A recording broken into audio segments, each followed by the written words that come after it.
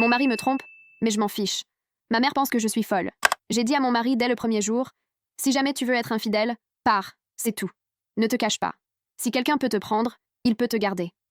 Il a ri et a dit qu'il était à moi pour toujours. C'était il y a 18 mois. Maintenant, notre voisine, un vrai mannequin, lui cuisine le dîner tous les soirs pendant que je travaille tard et je teste ma propre philosophie. Nous avons emménagé dans notre penthouse il y a 6 mois. Madison a emménagé à côté la même semaine. 24 ans, ukrainienne, signée chez Elite Models. Son mari a 55 ans, contrôle ses comptes bancaires, l'a fait demander la permission même pour acheter des produits d'épicerie. Je vous envie de faire des rénovations, nous a-t-elle dit. Victor ne me laisse rien changer. Il dit que je n'ai aucun goût. Mon mari, Kyle, s'est immédiatement proposé de la laisser aider à la rénovation. Je travaillais 60 heures par semaine au cabinet. Il travaillait à distance. C'était logique. Au début, c'était innocent. Madison apportait du café, donnait son avis sur les couleurs de peinture. Puis elle a découvert que Kyle adorait la randonnée, quelque chose que je déteste, et elle a commencé à l'accompagner sur ses sentiers matinaux. Il revenait en riant, en sueur, partageant des blagues d'initiés. Puis est venue la cuisine. « Tu travailles si tard ?» disait-elle. « Kyle ne devrait pas manger seul. En Ukraine, nous ne laissons jamais les voisins affamés. » Tous les soirs, je rentrais à la maison et trouvais les plats vides de son appartement. Bortsch, Vereniki, poulet Kiev, les plats préférés de Kyle, qu'elle avait appris d'une manière ou d'une autre. Son mari ne mange pas avec elle, ai-je demandé une fois. Victor travaille aussi tard, horaire de Moscou, m'a expliqué Kyle. Elle est seule. Il y a 2 semaines, je suis rentrée à la maison et je les ai trouvés couverts de peinture, en train de rénover ensemble notre salle de bain d'invités. Madison portait une des vieilles chemises de Kyle. Ils ne m'ont pas entendu entrer, trop occupés à rire d'une vidéo YouTube qu'ils avaient regardée. « Oh, tu es rentrée tôt !» s'est exclamé Madison. « Je m'en vais, vous deux avez besoin de temps en couple. » Après son départ, Kyle n'arrêtait pas de parler de son aide précieuse, de son bon œil pour le design et du fait que Victor gâchait son potentiel. J'ai tout raconté à ma mère. Elle a explosé. « Tu laisses juste ça arriver ? Interdis-lui l'entrée de ta maison ? Si Kyle veut te tromper, c'est son choix. Tu es folle. Tu facilites tout ça. » Non, ai-je dit. Je regarde si mon mari est digne de confiance. Si Madison peut me le voler avec du bortsch et de la randonnée, il n'a jamais été à moi. Maman m'a traité de déséquilibrée. Elle a dit que je le testais exprès. Peut-être bien, mais j'avais besoin de savoir. Kyle était-il l'homme qui m'avait choisi pour toujours ? Ou juste un autre à attendre mieux ? Hier soir, tout a changé. Je suis rentrée à minuit d'un dîner avec un client. Le penthouse était sombre, à l'exception de la lumière des bougies dans la salle à manger. Kyle et Madison étaient assis à notre table, verre de vin vide, sa main posée sur la sienne. Ils se sont séparés en sursaut lorsque je suis entrée. « Ce n'est pas ce que tu crois », a dit Kyle immédiatement. Madison pleurait. Victor m'a frappée. Je ne savais pas où aller. J'ai vu l'hématome sur sa joue, la coupure sur sa lèvre. « Pourquoi n'as-tu pas appelé la police ?» ai-je demandé. « Il est mon propriétaire », a-t-elle chuchoté. « Mon visa, mon contrat de mannequinat, tout passe par sa compagnie. Si je le dénonce, je serai déportée. » Kyle m'a regardé désespérément. Je lui ai dit qu'elle pouvait rester ici ce soir dans la chambre d'amis. Je les ai examinés tous les deux. Les larmes de Madison semblaient réelles. L'hématome était définitivement frais, mais quelque chose clochait. « Bien sûr que tu peux rester, » ai-je dit. Ma mère a appelé pendant que Madison prenait une douche. J'ai engagé un détective privé. « Quoi ? Tu ne vas pas protéger ton mariage, alors je le ferai. » Il suit Kyle depuis 1 semaine. Mère, c'est... Ils ne sont pas encore allés au lit, mais ton mari va dans son appartement tous les jours pendant des heures pendant que tu es au travail. Peut-être qu'ils sont juste amis. Le détective a des photos. Elles sont intimes, enlacées sur son canapé. Elle en lingerie pendant qu'il est là. Il lui remonte la fermeture éclair de sa robe. Ma poitrine s'est serrée. Envoie-les-moi. Les photos sont arrivées instantanément. Kyle et Madison sur son balcon. Elle dans une robe de chambre en soie. Ses bras autour de sa taille. Une autre d'eux sur son canapé. Sa tête sur son épaule. Sa main dans ses cheveux. Une de lui attachant sa robe alors qu'elle tenait ses cheveux. J'étais toujours en train de les regarder quand Madison est sortie enveloppée dans ma robe de chambre. « Merci de me laisser rester. Tu es si gentille. Kyle a de la chance d'avoir quelqu'un d'aussi compréhensif. » « Compréhensive ? Bien sûr. » J'ai souri. « Madison, puis-je te demander quelque chose ? Comment t'es-tu fait cet hématome exactement ?» Elle a touché sa joue. « La bague de Victor quand il m'a donné un revers. »« Quelle main ? » Sa droite. Victor était gaucher.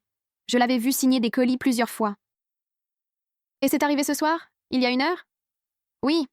Mais Victor est à Moscou toute la semaine. Son Instagram le montre à une conférence. Madison a pâli. Kyle s'est levé. « Comment sais-tu ça ?» a-t-il demandé. « Je le suis. » J'ai fait une pause. Intéressant qu'il puisse l'agresser à 3000 mètres de distance. La pièce est devenue silencieuse. Les larmes de Madison avaient complètement cessé. Kyle nous regardait toutes les deux comme un animal piégé. Puis mon téléphone a vibré. Le détective privé. « Tu dois voir ça. Je viens de prendre cette photo. Il y a quelqu'un dans ton appartement. » La photo montrait notre chambre à coucher. À travers la fenêtre, une silhouette fouillait ma commode. Nous étions tous dans le salon, ce qui signifiait que quelqu'un d'autre était dans notre maison. « Kyle, ai-je dit lentement. Qui d'autre a nos clés ?» Son visage est devenu blanc. Le téléphone de Madison a sonné. Elle a regardé l'écran et l'a laissé tomber. L'identification de l'appelant affichait « Épouse ». Mais Madison n'avait pas d'épouse. Je suis paralysée, la main à mi-chemin vers mon téléphone, observant l'écran de Madison s'illuminer sur le sol où elle l'a laissé tomber. L'identification de l'appelant brille intensément contre le bois sombre. Épouse. Kyle fait un pas vers la chambre et je lui attrape le poignet assez fort pour qu'il s'arrête.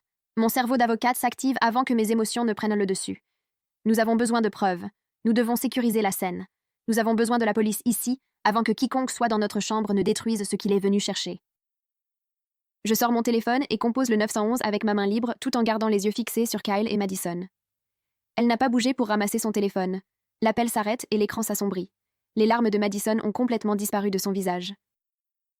Elle se tient là, dans ma robe de chambre, les bras croisés, m'observant comme si elle calculait quelque chose. Kyle essaie de se libérer de ma prise, mais je le retiens plus fort. L'opératrice répond et je signale une intrusion active à notre adresse. Il y a quelqu'un dans notre chambre en ce moment qui fouille nos affaires. Madison fixe son téléphone sur le sol comme s'il allait exploser. Le visage de Kyle est passé de la confusion à la pâleur alors qu'il réalise ce qui se passe. L'opératrice me dit que des agents sont en route et me demande si nous sommes en danger immédiat. Je lui dis que nous sommes dans le salon et que l'intrus est dans la chambre. Elle nous dit de rester où nous sommes et de garder la ligne ouverte. Madison se penche finalement pour ramasser son téléphone, mais je lui dis de le laisser. Elle s'arrête à mi-chemin et me regarde. Son accent est toujours là, mais quelque chose a changé dans ses yeux. Elle se redresse sans toucher le téléphone et s'assoit sur notre canapé. Kyle tremble maintenant. Il me demande ce qui se passe et je lui dis que nous sommes sur le point de le découvrir. Les 4 minutes jusqu'à l'arrivée de la police semblent des heures. Personne ne parle. Madison reste parfaitement immobile sur le canapé.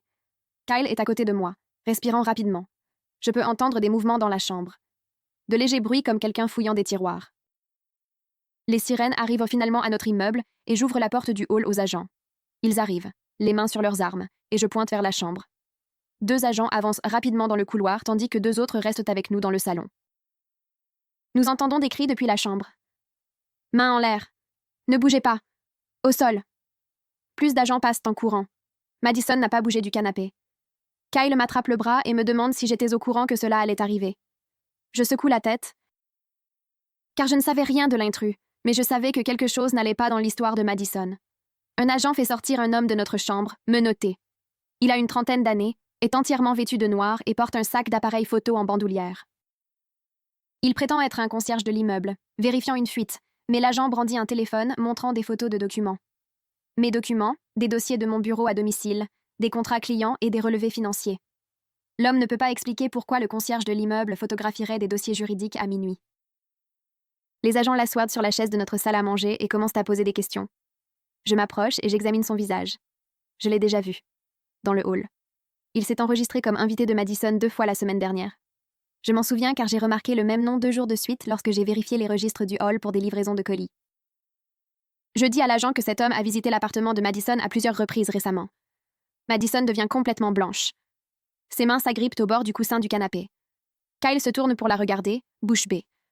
L'agent demande si je suis sûre et je lui dis de vérifier les registres de l'immeuble. Madison essaie de se lever, mais un agent lui demande de rester assise. Elle se rassoit et tout son corps est devenu rigide. Un autre agent sort de la chambre avec des sacs de preuves contenant mes dossiers.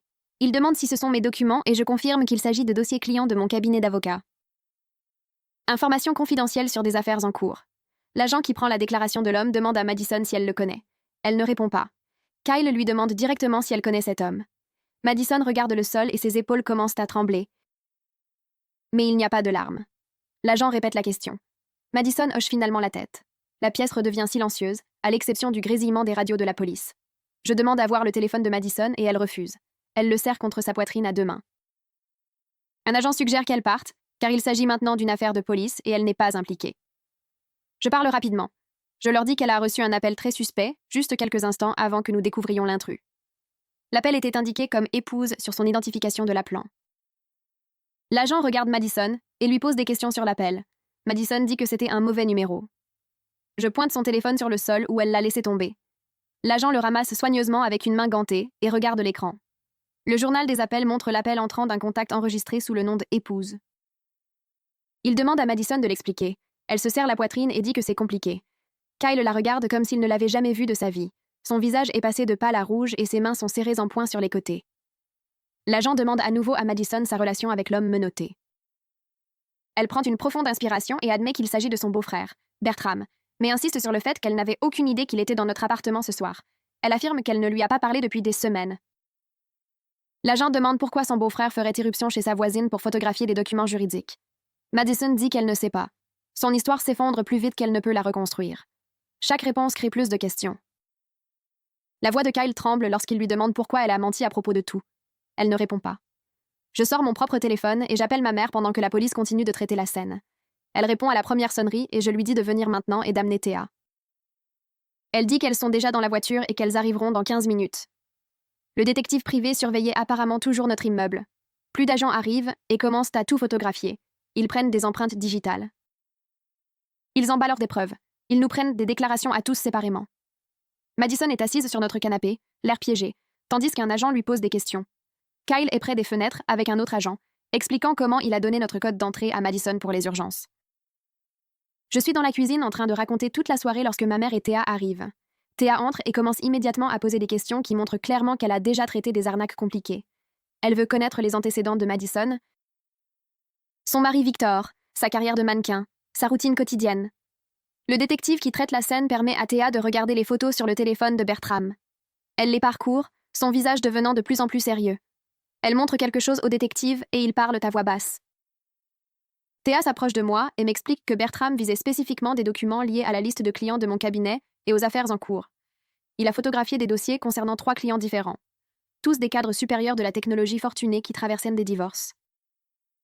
Ce n'était pas aléatoire. Quelqu'un voulait des informations spécifiques sur mon travail professionnel. Madison essaie de se lever et de partir, mais les agents lui demandent de rester pour un interrogatoire plus approfondi. Elle se rassoit sur notre canapé et je remarque quelque chose que je n'avais pas remarqué auparavant.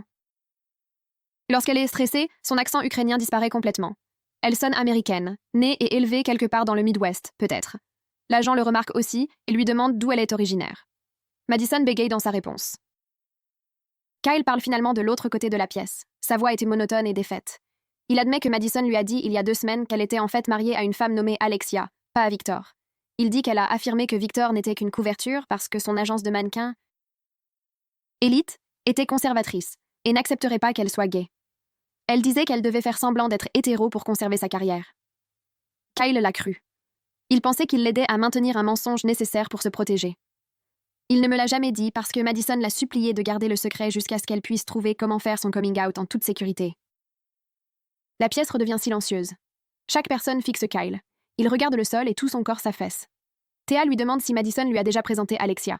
Kyle secoue la tête. Elle lui demande s'il a déjà vu une preuve du contrat de mannequinat de Madison. Il secoue à nouveau la tête. Elle lui demande s'il a déjà rencontré Victor en personne. Un autre hochement de tête négatif. Théa se tourne vers moi avec une expression qui en dit long. Madison a complètement profité de mon mari. Elle a trouvé ses faiblesses et a exploité chacune d'elles. Son besoin d'être utile, son désir qu'on lui fasse confiance, sa fierté d'être le confident de quelqu'un. Elle a utilisé tout cela pour obtenir l'accès à notre maison et à nos vies, tout en préparant ce que cette opération était censée être. Je me tourne vers Kyle et ma voix sort plate et froide. Il ouvre la bouche pour s'expliquer, mais je lève une main. Le détective termine de traiter la scène et s'approche de nous avec son bloc-notes. Kyle se met à parler rapidement de la façon dont Madison lui a dit qu'elle était mariée à une femme nommée Alexia au lieu de Victor. Il dit qu'elle a affirmé que Victor était une fausse histoire de couverture parce que son agence de mannequins n'accepterait pas qu'elle soit gay. Il l'a cru complètement. Elle l'a supplié de garder le secret jusqu'à ce qu'elle puisse trouver comment faire son coming out en toute sécurité. Il n'a jamais douté. Il ne me l'a jamais dit. Il a passé des semaines à l'aider à planifier une évasion d'une situation qui n'existait pas, pendant que je travaillais tard et que je lui faisais confiance. Ma poitrine se serre, mais mon visage reste sans expression. Le détective demande à Kyle quand Madison lui a parlé d'Alexia pour la première fois. Kyle dit que c'était il y a 2 semaines lors d'une de leurs randonnées matinales. Elle a pleuré sur le sentier et il l'a réconfortée.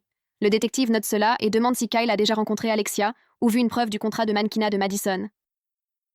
Kyle secoue la tête 2 fois. Le détective demande s'il a déjà rencontré Victor en personne. Un autre hochement de tête négatif. Je vois Kyle réaliser à quel point il a été complètement manipulé. Son visage pâlit et il s'assoit lourdement sur notre canapé. Madison est toujours assise en face de nous, les mains croisées sur ses genoux. Son accent a complètement disparu maintenant, et elle sonne américaine.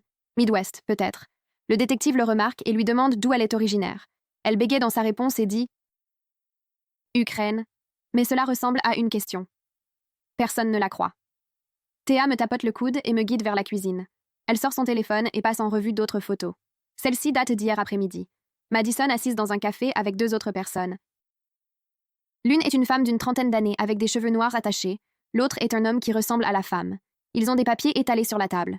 Théa zoome sur l'image et je peux voir des plans d'étage de l'immeuble, des horaires de sécurité, des listes de noms. Mon nom figure sur l'une des listes. Théa passe à une autre photo qui montre Madison pointant quelque chose sur le plan d'étage. La femme prend des notes. L'homme est sur son téléphone. Théa dit qu'ils se sont rencontrés pendant plus d'1 heure et sont partis séparément. Elle dit que son partenaire Holden a suivi Madison jusqu'à l'immeuble tandis que Théa a suivi les 2 autres jusqu'à un hôtel. Ce n'était pas aléatoire. C'était planifié et coordonné. Madison a eu de l'aide et ils ont ciblé notre immeuble spécifiquement. Je regarde en arrière vers le salon, où Madison est assise avec les agents. Elle a l'air petite et effrayée, mais je sais maintenant que tout est un jeu d'acteur. Tout chez elle était une performance. Un nouveau détective arrive et les agents le mettent rapidement au courant. Il est plus âgé que les agents intervenus, avec des cheveux gris et des yeux perçants. Il entre dans notre salon et se présente, mais ne serre pas la main. Il examine la scène et pose des questions aux agents à voix basse. Puis il se tourne vers moi et me demande ce que je fais comme travail. Je lui dis que je suis avocate dans un cabinet d'entreprise en centre-ville. Il me demande quel genre d'affaires je traite. Je dis qu'il s'agit principalement de divorces très médiatisés et de litiges commerciaux. Il demande si l'un de mes clients actuels est particulièrement riche ou détient des informations sensibles. Mon estomac se retourne. Je pense à ma charge de travail actuelle et 3 noms me viennent immédiatement à l'esprit. Tous les 3 sont des cadres de la technologie qui traversent des divorces compliqués. Tous les 3 m'ont remis d'importants documents de divulgation financière, des relevés bancaires, des évaluations d'entreprise, des portefeuilles d'investissement, des listes d'actifs, tout ce dont quelqu'un aurait besoin pour un vol d'identité ou un espionnage d'entreprise. Je garde des copies de tout dans mon bureau à domicile, car je travaille tard ici plusieurs soirs par semaine.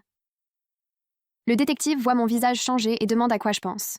Je lui parle des 3 clients et de leurs documents. Il demande où je garde les dossiers. Je pointe mon bureau à domicile dans le couloir. Il appelle le technicien légiste et ils se dirigent ensemble vers là. Je les suis jusqu'à mon bureau et regarde le technicien tout photographier. Mon bureau est rangé comme je l'ai laissé, mais mon ordinateur portable est ouvert. Je le ferme toujours quand j'ai fini de travailler. Le technicien vérifie l'historique du navigateur et trouve des recherches que je n'ai pas faites. Les noms de mes clients, leurs entreprises, leurs conjoints, les montants des règlements de divorce. Quelqu'un s'est assis à mon bureau et a enquêté sur tout. Le détective demande si quelqu'un d'autre a accès à cette pièce. Je secoue la tête, puis je m'arrête. Kyle était seul à la maison plusieurs fois lorsque Madison est venue. Elle aurait pu entrer ici pendant qu'il était dans une autre pièce. Ou peut-être qu'il l'a laissé entrer. Peut-être qu'il lui a tout montré, pensant qu'il l'aidait à comprendre les affaires, ou lui donnait des conseils. J'ai la nausée. Le détective demande si je protège mes fichiers par mot de passe. Je dis oui, mais mon ordinateur portable se connecte automatiquement lorsqu'il est ouvert. Une sécurité de base qui semble soudain incroyablement stupide. Le technicien trouve plus de preuves. Mon tiroir de bureau a été ouvert. Des dossiers retirés. Quelqu'un a tout passé au crible et l'a remis presque parfaitement en place. Presque. Le détective demande à Kyle de venir au bureau. Kyle entre, l'air misérable. Le détective demande si Madison a déjà été seule dans cette pièce. Kyle dit oui. Il dit qu'elle était seule dans l'appartement quelquefois quand il faisait des courses. Il lui a donné notre code d'entrée il y a 3 semaines en cas d'urgence. Le détective note cela et son expression montre ce qu'il pense de cette décision. Madison est toujours dans le salon avec les agents. Lorsque le détective revient, il s'assoit en face d'elle et commence à poser des questions. Sa voix est calme mais ferme. Il lui pose des questions sur Alexia et Bertram. Le visage de Madison s'effondre et elle recommence à pleurer. Le détective attend.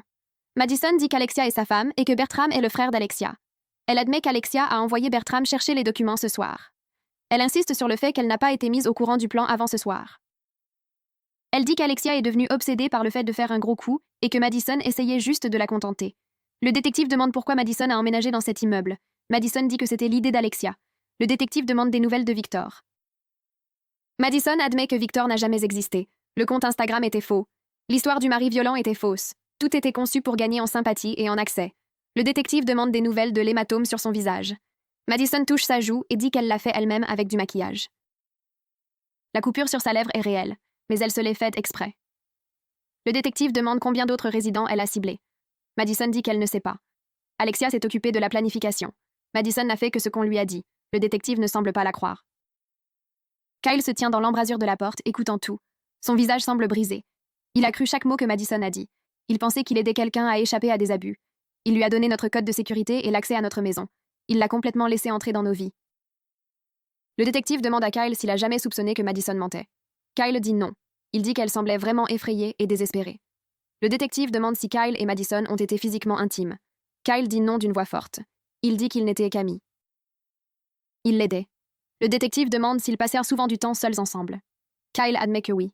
Randonnée matinale, travaux de rénovation l'après-midi, dîner le soir quand je travaillais tard, des heures et des heures pendant 6 mois. Le détective note tout. Kyle me regarde désespérément, mais je détourne le regard. Je ne peux pas gérer sa culpabilité en ce moment. Ma réputation professionnelle est sur le point d'exploser parce que mon mari a donné à une escroc l'accès à des dossiers clients confidentiels. Tout ce que j'ai construit est en péril parce que j'ai fait confiance à Kyle et il a fait confiance à Madison. Le détective se lève et passe un appel téléphonique. Il parle à voix basse, mais je l'entends dire quelque chose à propos de l'arrestation de Bertram et de la détention de Madison. Les agents se déplacent pour mettre Bertram en garde à vue. Il ne résiste pas. On lui lit ses droits et on le menotte. Le détective dit à Madison qu'elle est mise en garde à vue pour interrogatoire en tant que complice possible. Elle se met à pleurer plus fort et dit qu'elle n'était pas au courant. Le détective dit qu'ils régleront cela au poste. Les agents l'aident à se lever et la guident vers la porte. Elle jette un coup d'œil à Kyle et son expression change pendant une seconde. Elle n'est ni effrayée ni triste. Elle est calculatrice, comme si elle mesurait s'il la défendra encore. Puis le masque retombe et elle pleure à nouveau. Il l'emmène, et l'appartement semble soudain très vide. Juste Kyle et moi, ma mère et Théa debout dans notre maison violée. Le technicien légiste est toujours en train de traiter mon bureau. D'autres agents terminent leur rapport. Mais l'action principale est terminée. Je sors mon téléphone et regarde l'heure. Il est 2h du matin. J'ai besoin d'appeler l'associé principal de mon cabinet et de lui raconter ce qui s'est passé. Je dois signaler une violation potentielle de la confidentialité des clients. Mes mains tremblent pendant que je trouve son numéro. Il répond après 4 sonneries d'une voix endormie. Je m'excuse de le réveiller, puis j'explique tout le plus clairement possible. Un intrus dans ma maison, des documents photographiés, l'accès à mon ordinateur portable, des informations clients compromises, ma vie personnelle créant une responsabilité professionnelle. Il reste silencieux pendant un long moment, puis il demande quel client. Je lui donne les 3 noms. Il redevient silencieux. Je peux entendre la déception dans son silence. Il demande si la police a récupéré les photos. Je dis oui. Il demande si des informations ont été transmises ou vendues. Je dis que je ne sais pas encore. Il me dit de venir au bureau dès le matin. Nous devrons notifier les clients et évaluer les dommages. Il dit que nous allons régler ça, mais son ton me dit que mon chemin vers l'association vient de dérailler. Il raccroche et je reste dans ma cuisine, tenant mon téléphone. Ma mère me regarde avec des yeux tristes. Théa parle doucement au détective. Kyle est assis sur le canapé, la tête entre les mains. Le détective finit avec les agents et s'approche de moi. Il dit que Bertram est accusé d'effraction et de tentative de vol de documents confidentiels. Madison est détenu pour interrogatoire et ils détermineront les accusations en fonction de ce qu'ils découvriront. Il dit que je dois m'attendre à des questions de suivi au cours des prochains jours. Il me tend sa carte et s'en va avec les agents restants. Le technicien légiste finit dans mon bureau et emballe son équipement. Il me dit de ne pas utiliser mon ordinateur portable tant que son équipe technique ne l'aura pas examiné. Il part aussi. Ensuite, nous ne sommes plus que 4, Kyle et moi, ma mère et Théa. Le silence est assourdissant. Personne ne sait quoi dire. Ma mère va à la cuisine et commence à faire du thé comme si cela allait arranger les choses. La bouilloire siffle et elle sert 4 tasses. Nous nous asseyons autour de notre table de salle à manger, où Kyle et Madison étaient assis avec du vin il y a seulement quelques heures. Les bougies sont toujours là, consumées jusqu'au bout. Théa rompt le silence et explique ce qu'elle et Holden ont découvert. Ils suivaient Madison depuis 3 jours depuis que ma mère les a engagés. Ils soupçonnaient qu'il s'agissait de quelque chose de plus grand qu'une simple aventure lorsqu'ils ont vu les schémas de mouvement de Madison. Elle a rencontré les 2 mêmes personnes plusieurs fois. Elle a passé des heures à étudier l'agencement de notre immeuble. Elle a posé des questions à d'autres résidents sur la sécurité et les horaires. Théa dit que Madison est dans cet immeuble depuis exactement 6 mois. Théa a vérifié auprès de la direction de l'immeuble et a trouvé des rapports de petits vols et de violations de sécurité au cours de cette même période. Des informations de carte de crédit d'un résident volé. L'identité d'un autre résident utilisée pour ouvrir des comptes. Les codes d'accès à l'immeuble changeaient mystérieusement. Madison ne nous ciblait pas seulement. Elle travaillait sur tout l'immeuble dans le cadre d'une opération plus vaste. Théa me montre son dossier d'enquête avec des photos, des chronologies et des notes. C'est volumineux et professionnel. Ma mère a engagé de bonnes personnes. Théa dit qu'ils n'ont rien pu prouver avant ce soir, lorsque Bertram a fait son mouvement. Maintenant, la police a tout ce dont elle a besoin. Analyse des preuves. Analyse de la preuve. J'entre dans mon bureau à domicile avec Théa me suivant de près. L'ordinateur portable est sur mon bureau exactement là où je l'ai laissé ce matin. L'air innocente. Théa met des gants avant de toucher quoi que ce soit et ouvre l'historique du navigateur. Mon estomac se retourne à la vue des recherches, les noms de mes clients, leurs entreprises, les montants des règlements de divorce, les évaluations immobilières, les détails des comptes bancaires. Quelqu'un a tout examiné systématiquement pendant que j'étais au travail. Théa fait défiler les horodatage, et ils correspondent parfaitement au jour où Kyle a admis que Madison était ici seule. Elle prend des captures d'écran de tout pendant que je suis là, me sentant malade. Kyle apparaît dans l'embrasure de la porte et je me tourne pour le regarder. Il regarde l'écran et pâlit. Je lui demande directement combien de fois Madison était dans cet appartement sans qu'il soit présent. Il balbutie peut-être 3 ou 4 fois quand il est allé au magasin ou chercher des plats à emporter. Jamais plus de 30 minutes, jure-t-il. Théa lui montre les horodatages de l'historique du navigateur, et certaines sessions ont duré plus d'1 heure. Le visage de Kyle s'effondre alors qu'il réalise que Madison lui a menti en disant qu'elle restait dans le salon. Elle lui a dit qu'elle regardait la télévision ou vérifiait son téléphone. Au lieu de cela, elle était ici, en train de voler les informations confidentielles de mes clients. Je sens la rage monter, mais je garde ma voix stable pendant que je lui demande quoi d'autre il lui a permis de faire sans surveillance. Il insiste sur le fait que rien d'autre, juste ces quelques fois où il pensait qu'elle était digne de confiance. Je ris, et le son est amer même à mes propres oreilles. Théa met mon ordinateur portable dans un sac comme preuve et dit que l'équipe légiste fera une analyse complète. Elle demande si j'ai gardé des dossiers clients physiques ici. Je lui montre le classeur et elle photographie tout avant que nous examinions chaque dossier. Rien ne semble manquer physiquement, mais cela ne veut rien dire si Madison a photographié des documents avec son téléphone. Nous passons 2 heures à cataloguer chaque fichier, chaque morceau de papier, chaque note. Ma mère apporte du café à un moment donné, mais je le goûte à peine. Quelle continuation d'histoire. Voici la traduction en français. Traduction de l'histoire. Suite. Le soleil se lève. Et je n'ai pas dormi. Je me douche et j'enfile mon meilleur costume comme une armure. Le trajet jusqu'au centre-ville semble surréaliste. Mon cabinet occupe les étages 12 à 15 d'une tour de verre. J'ai travaillé ici pendant 7 ans, j'ai construit ma réputation dossier par dossier. Maintenant, j'entre dans la salle de conférence de l'associé principal pour expliquer comment j'ai tout compromis. 3 associés sont assis à la table avec notre directeur de la cybersécurité. Leurs visages sont professionnels, mais je peux lire la déception. J'expose les faits de la manière la plus clinique possible. La voisine qui a eu accès à ma maison, l'effraction, l'historique de l'ordinateur portable montrant des recherches non autorisées. Ils posent des questions, et je réponds à chacune honnêtement. Combien de temps cette personne a-t-elle eu accès? Ai-je déjà discuté de clients par leur nom à la maison? Des documents physiques ont-ils été photographiés? Le directeur de la cybersécurité prend des notes et dit qu'ils auront besoin de mon ordinateur portable pour un audit légal complet. Il me pose des questions sur mes systèmes de sauvegarde et de stockage dans le cloud. Je lui dis que tout est protégé par mot de passe, mais que Madison a eu accès à mon appartement pendant des mois. Elle aurait pu me voir taper des mots de passe. Elle aurait pu installer des enregistreurs de frappe, keyloggers. Elle aurait pu faire n'importe quoi. L'associé principal qui m'a recruté il y a 7 ans a l'air fatigué. Il dit qu'ils devront notifier tous les clients concernés de la violation potentielle. Mon chemin vers l'association, qui devait avoir lieu l'année prochaine, semble soudain très lointain. Ils sont professionnels à ce sujet. Pas de cris, pas d'accusations, juste une déception tranquille qui, d'une certaine manière, fait plus mal. Ils me disent de prendre le reste de la journée pour régler mes affaires personnelles. Nous nous reverrons demain pour discuter des prochaines étapes.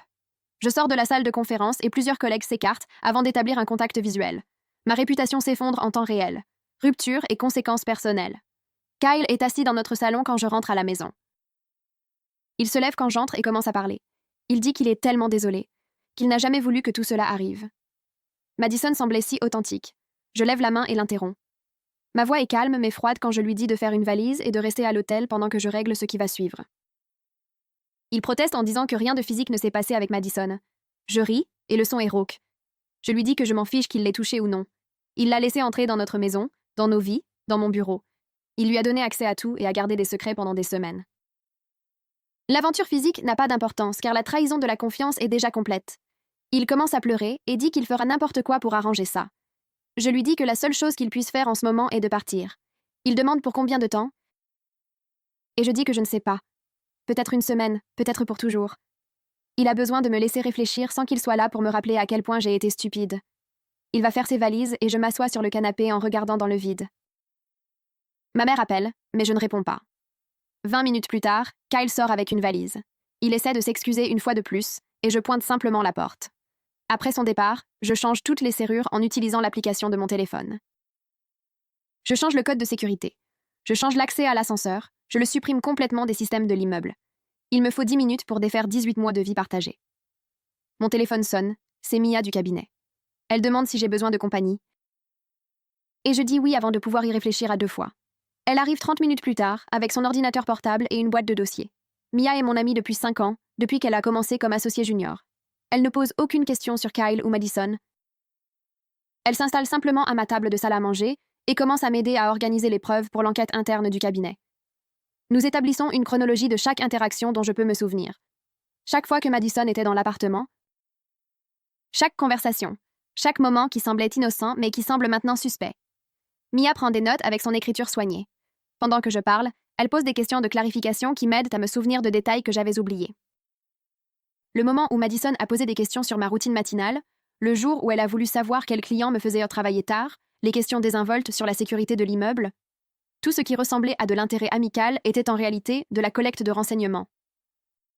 Nous travaillons pendant des heures à construire un document complet. Mia photographie tout ce que Théa a récupéré plus tôt. Nous recoupons les horodatage du registre des invités de l'immeuble avec mon calendrier de travail pour montrer quand Madison a eu un accès sans surveillance. Le soir, nous avons un dossier qui ferait la fierté de n'importe quel procureur. Mia ferme son ordinateur portable et demande finalement si je vais bien. Je lui dis honnêtement que je ne sais pas. Elle me prend dans ses bras et dit que le cabinet s'en remettra. Et moi aussi. La vérité criminelle. Le détective appelle pendant que Mia ramasse ses affaires. Il dit qu'ils ont identifié Madison et que je devrais m'asseoir pour entendre ça. Son vrai nom est Madison Volkoff, et elle est recherchée dans 2 autres États pour des opérations similaires. L'année dernière, elle a ciblé un médecin à Boston, a eu accès à sa maison sous des prétextes similaires, a volé des dossiers de patients et les a vendus pour vol d'identité. Avant cela, elle a travaillé avec un capital risqueur à Seattle. Le même schéma consistant à se lier d'amitié avec la cible, à obtenir l'accès, à voler des informations commerciales confidentielles. Le détective dit qu'Alexia Cobb est à la femme de Madison et sa partenaire dans ses stratagèmes. Elle mène des escroqueries depuis au moins 3 ans, à la connaissance des forces de l'ordre. Probablement plus. Je lui dis, je ne me sens pas chanceuse. Je me sens comme une idiote qui est tombée dans le piège le plus ancien du monde. Le détective dit qu'il restera en contact au fur et à mesure que l'enquête progresse. Il me dit de faire attention car Alexia est toujours en fuite et ces gens peuvent être dangereux lorsqu'ils sont acculés. Je le remercie et raccroche. Mia me regarde, les yeux écarquillés. Je lui raconte ce que le détective a dit et elle a la nausée. Elle dit qu'elle reste la nuit et je n'argumente pas. Le lendemain matin, je bois du café lorsque mon téléphone sonne avec un courriel du détective. 6 juin se trouve un rapport complet sur le casier judiciaire de Madison. Sa véritable histoire. Je l'ouvre et commence à lire. Victor n'a jamais existé. Le compte Instagram était complètement faux. Photos d'archives volées sur les réseaux sociaux d'un homme d'affaires russe. Les photos de la conférence provenaient de sites web d'entreprises publiques. Toute l'histoire de la femme battue a été fabriquée pour gagner en sympathie et en accès. Chaque larme était calculée. Chaque contusion était du maquillage. Chaque regard effrayé était pratiqué. Je parcours les preuves et je me sens stupide d'avoir cru une seule partie de cela. Le rapport montre que les références de mannequins de Madison étaient non fausses aussi. Elle n'a jamais travaillé pour Elite Models. Elle n'a jamais eu de carrière de mannequin légitime. Toute cette identité a été construite spécifiquement pour cet immeuble et cette opération. Je pense à la façon dont elle m'a manipulée, à la façon dont elle a trouvé ma faiblesse, ma philosophie sur la confiance, et l'a exploitée à la perfection. Comment elle a utilisé la gentillesse et la solitude de Kyle contre lui, comment chaque interaction était une manipulation. Mia sort de la chambre d'amis et me trouve en larmes à la table de la cuisine. Elle lit par-dessus mon épaule et jure à voix basse. Elle prépare plus de café et nous nous asseyons ensemble en silence. La preuve de l'opération Théa appelle vers midi et demande si elle peut venir avec Holden. Je dis oui, et ils arrivent avec un dossier épais. Théa étale des photos sur ma table de salle à manger. Madison rencontrant Alexia dans un café à 3 pâtés de maison d'ici. Les 2 avec Bertram devant notre immeuble, étudiant l'entrée. Plus de photos d'eux dans une voiture examinant ce qui ressemblait à des images de sécurité de l'immeuble sur un ordinateur portable. Holden explique qu'ils suivaient Madison depuis que ma mère les a engagés. Ils ont soupçonné quelque chose de plus grand qu'une simple aventure lorsqu'ils ont remarqué ses schémas de mouvement. Elle a rencontré les 2 mêmes personnes à plusieurs reprises, a passé des heures à étudier l'agencement de notre immeuble, à poser des questions à d'autres résidents sur les protocoles de sécurité et les horaires de livraison. Théa montre une photo de Madison et Alexia examinant des documents. Elle dit qu'elles ont accédé aux images de sécurité de l'immeuble d'une manière ou d'une autre, probablement par l'intermédiaire de Bertram, qui travaillait comme concierge dans une autre propriété appartenant à la même société. Ils ont étudié les horaires des résidents, identifié les cibles, planifié les stratégies d'entrée. Notre appartement n'était pas aléatoire. Nous avons été choisis spécifiquement en raison de ma carrière et de ma liste de clients. Holden me montre plus de photos de Bertram entrant dans notre immeuble avec des uniformes de conciergerie à 3 occasions distinctes au cours du dernier mois.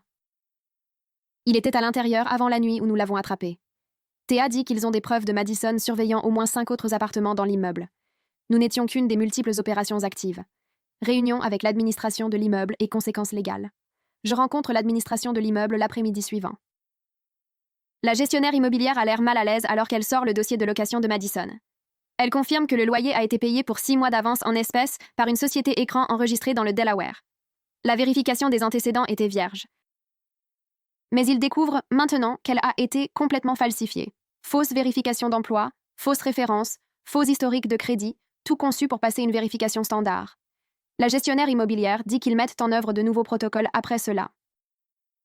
Des vérifications d'antécédents plus approfondies, des appels de vérification aux anciens propriétaires, des vérifications de crédit auprès de plusieurs agences. Elle s'excuse à plusieurs reprises, mais cela ne change rien à ce qui s'est passé. Je pose des questions sur les autres résidents que Madison a ciblés. La gestionnaire immobilière dit qu'ils enquêtent toujours, mais au moins 2 autres appartements ont signalé une activité suspecte. Un résident a subi le vol d'informations de cartes de crédit. Un autre a vu son identité utilisée pour ouvrir des comptes frauduleux. Madison et son équipe travaillaient sur tout l'immeuble comme une entreprise criminelle. Je demande pourquoi personne ne l'a remarqué plus tôt. La gestionnaire immobilière admet qu'ils avaient des rapports de violation de sécurité, mais les ont attribués à la criminalité urbaine normale. Personne n'a établi le lien jusqu'à présent. Je quitte la réunion en colère contre tout le monde, y compris moi-même. L'équipe juridique du cabinet planifie des déclarations pour la semaine suivante. Je suis assise dans une salle de conférence avec 3 avocats, alors qu'ils évaluent la responsabilité et les poursuites en négligence potentielle. Ils posent les mêmes questions encore et encore. Quand ai-je rencontré Madison pour la première fois? À quelle fréquence était-elle chez moi? Ai-je déjà parlé de clients par leur nom? Des documents ont-ils été laissés accessibles? Avais-je des protocoles de sécurité adéquats? Je réponds à tout honnêtement, même si chaque question ressemble à une accusation. 3 clients ont déjà contacté le cabinet pour exiger des réponses. L'un menace de me poursuivre, moi personnellement, ainsi que le cabinet pour négligence. Un autre veut savoir exactement quelles informations ont été compromises et comment elles seront protégées. Le 3e est simplement furieux que j'ai rapporté du travail à la maison et que je n'ai pas protégé correctement les dossiers confidentiels. L'équipe juridique explique qu'ils essaient de prendre les devants sur les poursuites et les plaintes potentielles du barreau. Ils ont besoin d'une documentation exhaustive de tout ce qui s'est passé. Je passe 6 heures à passer en revue chaque détail pendant qu'ils prennent des notes et enregistrent tout. À la fin, je me sens vide. Ma carrière que j'ai construite avec tant de soin ne tient qu'à un fil, parce que j'ai fait confiance à la mauvaise personne et que j'ai épousé quelqu'un au jugement terrible. Tentative de réconciliation. Kyle continue d'appeler, mais j'envoie chaque appel vers la messagerie vocale. Il laisse de longs messages s'excusant et suppliant de parler. Je les supprime sans les écouter en entier. Nous communiquons uniquement par SMS sur des questions pratiques. Il pose des questions sur ses affaires, et je lui dis de coordonner avec l'administration de l'immeuble un moment où je ne serai pas à la maison. Il pose des questions sur les factures, et je lui envoie sa part.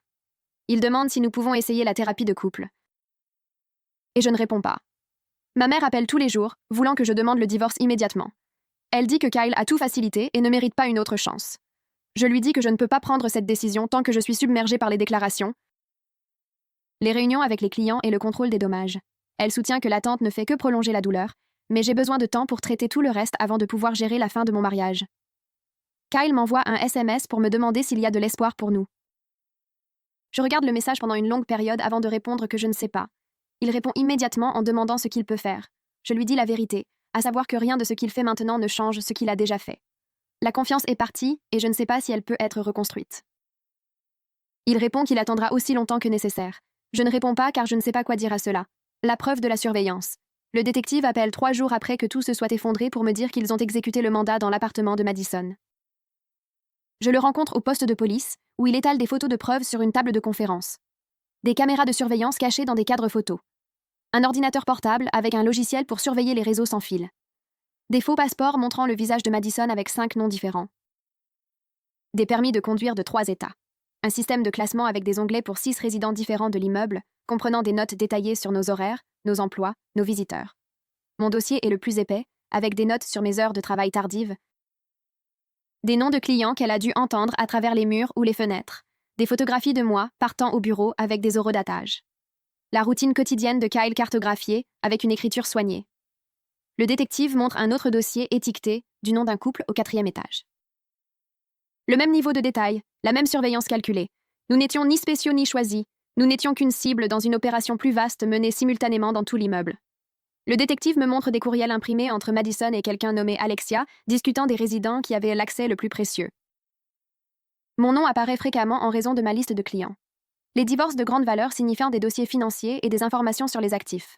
Madison a spécifiquement demandé à m'être assigné après avoir fait des recherches sur mon cabinet en ligne et m'avoir identifié comme quelqu'un qui valait l'effort. Chaque conversation sur la randonnée était planifiée. Chaque séance de cuisine était une stratégie. Elle a appris que Kyle aimait ses plats ukrainiens spécifiques en fouillant dans nos poubelles et en trouvant des contenants de plats à emporter. Puis elle a fait des recherches sur les recettes. Le détective me guide à travers une chronologie qu'ils ont construite à partir des notes de Madison.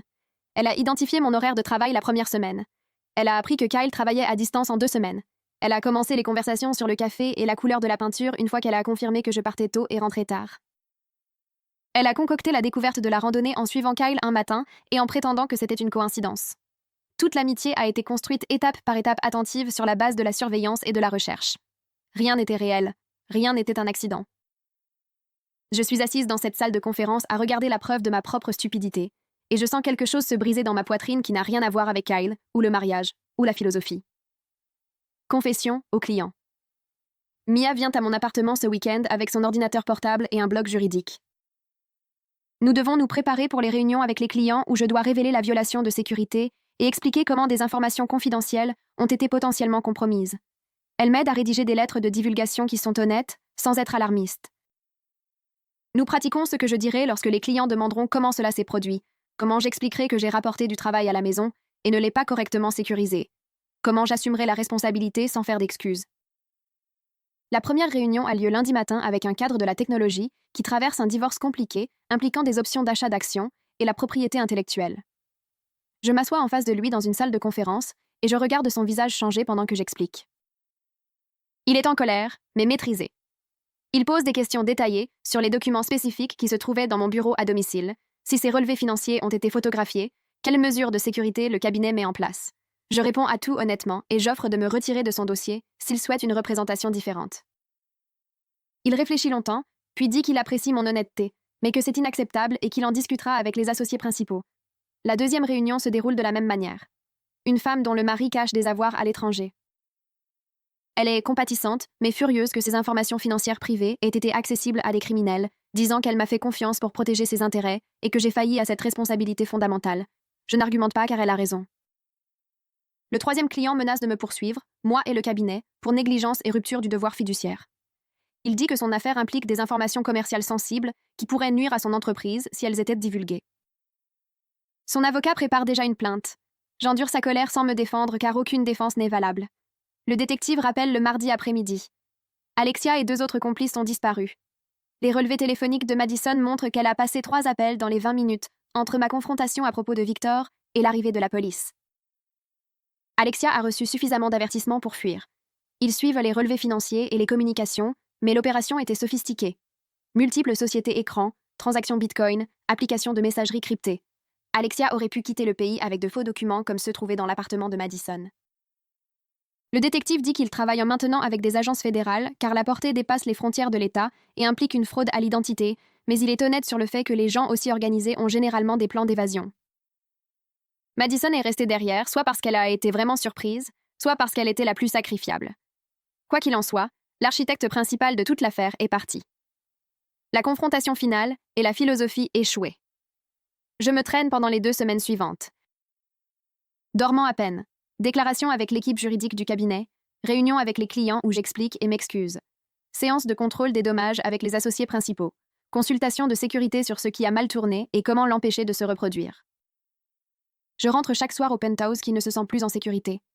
Le salon où Madison était assise en pleurant avec sa fausse échymose. La cuisine où elle a préparé tous ses repas calculés. La salle de bain d'invités où elle et Kyle ont ri des couleurs de peinture tout en planifiant on ne sait quoi. Chaque pièce contient la preuve à quel point j'ai été profondément trompée, alors que je me convainquais d'être éclairée et non contrôlante. Ma philosophie sur la confiance et l'autonomie semble naïve maintenant. J'ai laissé Madison entrer dans ma maison à plusieurs reprises. J'ai regardé Kyle passer des heures avec elle, et je me suis dit que j'étais mature et sûre de moi. J'ai rapporté des dossiers clients confidentiels à la maison et les ai laissés accessibles parce que je n'aurais jamais imaginé que ma voisine soit une escroc professionnelle. La tromperie n'est pas seulement que Madison ait menti, c'est que j'ai créé les conditions parfaites pour que les mensonges fonctionnent. Kyle se présente à mon bureau le jeudi matin sans prévenir. La sécurité de l'immeuble appelle pour demander si je veux le voir. Et je dis presque non, mais je dois faire face à cela tôt ou tard, alors je leur dis de le faire monter. Il a l'air terrible quand il entre dans mon bureau. Il ne s'est pas rasé depuis des jours.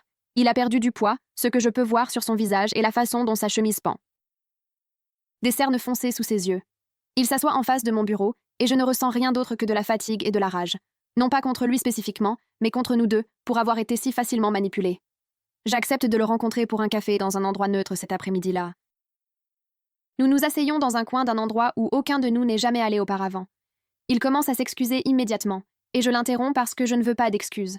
Je veux comprendre comment il a permis que cela se produise. Comment nous avons tous deux permis que cela se produise. Il pleure en expliquant que Madison lui a raconté des histoires élaborées sur le fait d'échapper à la maltraitance et de se retrouver. Sur la façon dont Victor contrôlait tout, et elle se sentait piégée. Sur la façon dont parler à Kyle lui faisait sentir qu'elle pourrait peut-être avoir une vraie vie un jour. Il croyait sincèrement qu'il aidait quelqu'un en crise. Il pensait qu'il était solidaire et gentil. Il n'a jamais voulu que cela devienne ce que c'est devenu. Je souligne qu'il a choisi de croire ses mensonges et de me cacher des secrets, qu'il a passé des heures seul avec elle tous les jours, et il n'a jamais pensé qu'il devrait peut-être parler à sa femme de la profondeur de leur amitié, qu'il lui a donné notre code de sécurité sans me demander. Que chaque choix qu'il a fait a permis tout ce qui a suivi. Il soutient qu'il essayait juste d'être une bonne personne. Je lui dis que les bonnes personnes ne cachent pas de secrets à leur conjoint. Les bonnes personnes ne permettent pas à quelqu'un d'autre de devenir plus important que leur mariage. Il insiste sur le fait que rien de physique ne s'est passé, et je ris parce que ce n'est pas la question. La question est qu'il l'a choisi elle plutôt que moi tous les jours pendant des mois. Il a choisi de croire ses histoires plutôt que de maintenir des limites avec moi. Il a choisi de l'aider plutôt que de protéger ce que nous avons construit ensemble. Je lui dis que ma philosophie sur l'infidélité était naïve et incomplète. Je n'ai jamais tenu compte de la trahison émotionnelle. Quelqu'un qui permet à une autre personne de devenir plus importante que son conjoint sans même la toucher. La façon dont les secrets érodent la confiance même lorsque rien de physique ne se produit. Je pensais que j'étais mature en n'étant pas jalouse ou contrôlante. Mais en réalité, je lui donnais juste la permission de donner la priorité à quelqu'un d'autre pendant que je travaillais tard et me convainquais d'être éclairée. Il soutient qu'il était juste gentil et que Madison avait besoin d'aide. Je lui dis que la gentillesse n'exige pas de secrets et d'intimité quotidienne. La gentillesse ne signifie pas passer des heures seules avec quelqu'un tout en cachant la profondeur de l'amitié à votre conjoint. La gentillesse ne signifie pas donner à quelqu'un le code de sécurité de votre maison sans en discuter avec la personne avec qui vous vivez. Il n'a pas de réponse à cela. Nous restons assis en silence pendant que notre café refroidit. Le verdict professionnel et judiciaire. Les associés principaux m'appellent le vendredi pour une réunion sur mon avenir au cabinet. Je suis assise en face de 3 personnes avec qui j'ai travaillé pendant 8 ans, alors qu'ils expliquent les conséquences. Ils ont décidé de ne pas me licencier, mais je suis retirée des dossiers très médiatisés pendant 6 mois.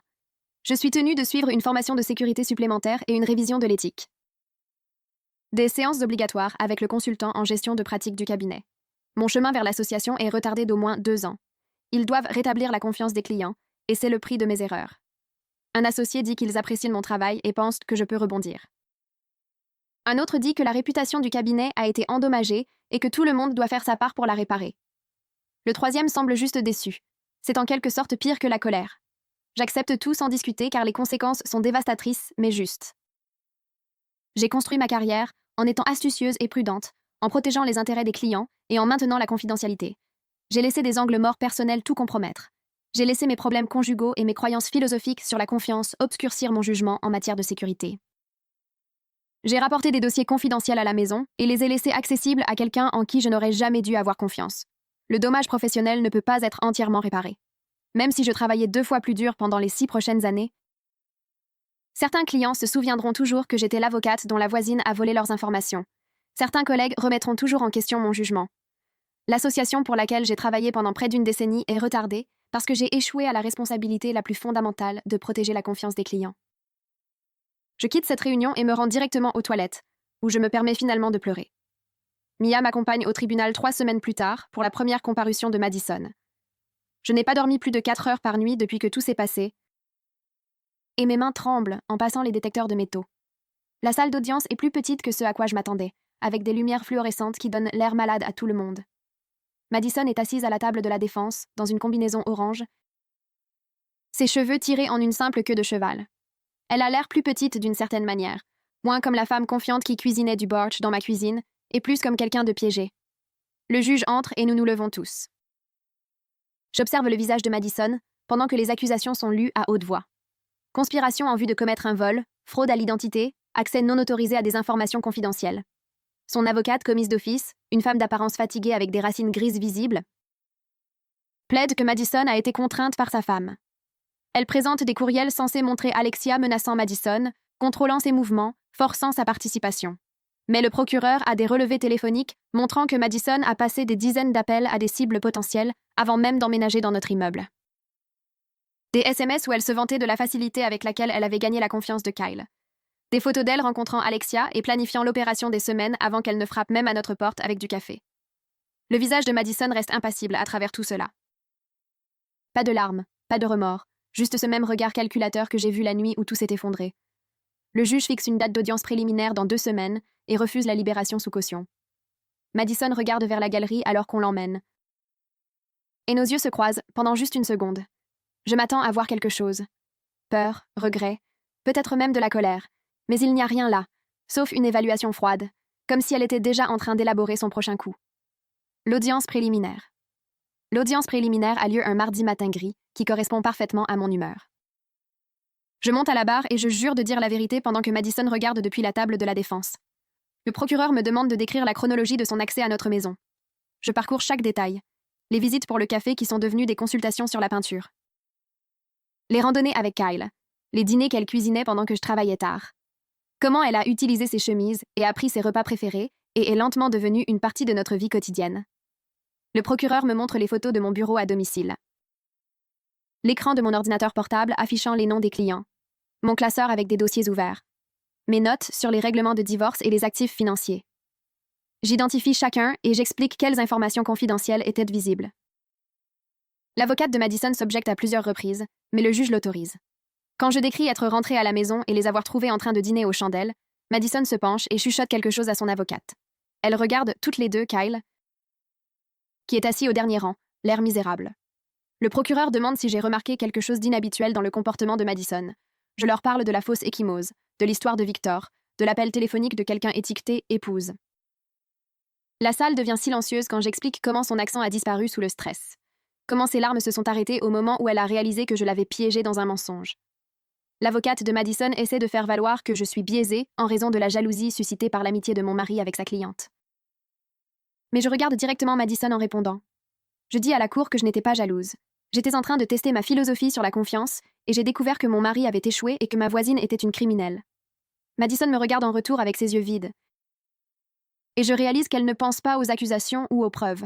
Elle pense à quelle histoire pourrait réduire sa peine, quel angle pourrait fonctionner avec un jury, quelle manipulation pourrait encore être possible. Le juge trouve une cause probable de procéder à un procès. Et Madison est emmenée sans regarder en arrière. Le courriel de Kyle arrive ce soir-là, alors que je passe en revue des dossiers dans mon appartement temporaire. L'objet dit « Je suis désolée ». Et je le supprime presque sans lire, mais quelque chose me pousse à l'ouvrir quand même. Il écrit 12 paragraphes, assumant l'entière responsabilité de tout ce qui s'est passé. Quelle histoire intense. Voici la traduction de la fin pour vous. Traduction, fin. Il dit qu'il se sentait seul parce que je travaillais trop. Il dit que Madison semblait réellement blessé et qu'il voulait aider. Il dit qu'il sait maintenant qu'il a été manipulé, mais qu'à l'époque, cela ressemblait à de l'amitié.